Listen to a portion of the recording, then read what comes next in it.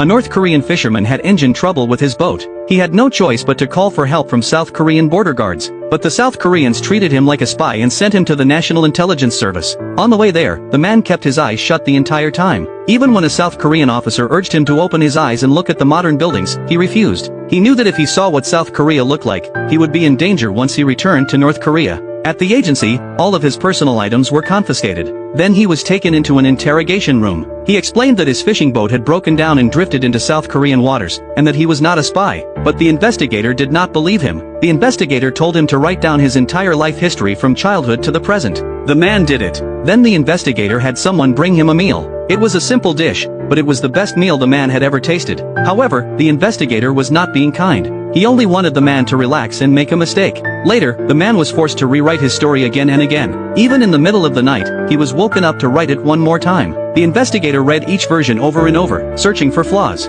By the end of the day, the man had written it more than 10 times. Finally, he lost his temper and cursed the investigator. For that, he was beaten. But the beating violated regulations, and the superior officer found out. He scolded the investigator for hitting a defector. If the media found out, it would damage the country's image. So the superior reassigned the investigator to another case and handed the fisherman over to the resettlement team. Their attitude was completely different. They gave the man a large room and delicious fruit. They wanted him to stay in South Korea. A woman tried to persuade him to become a South Korean citizen. If he agreed, they would give him an apartment and teach him work skills. The man was tempted. But then he remembered his wife and children back in North Korea. He refused and demanded to be sent back immediately. In the restroom, he met another North Korean. That man had defected with his daughter to start a new life in South Korea. But he had suddenly been arrested and treated like a spy. Before he could finish talking, guards dragged him away. Not long after, he escaped from the interrogation room. His face was covered in bruises. Moments later, he committed suicide. It turned out the investigator wanted a promotion. He forced defectors to admit they were spies.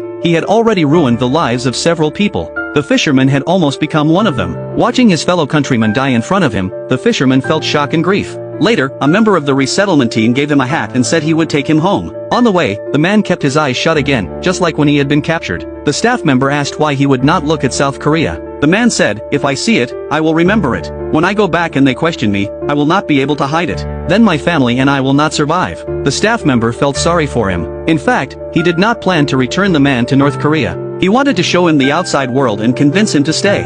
He dropped the man alone in the middle of a busy street. Hearing the noise around him, the man realized he had been tricked. He stood still with his eyes closed, refusing to look.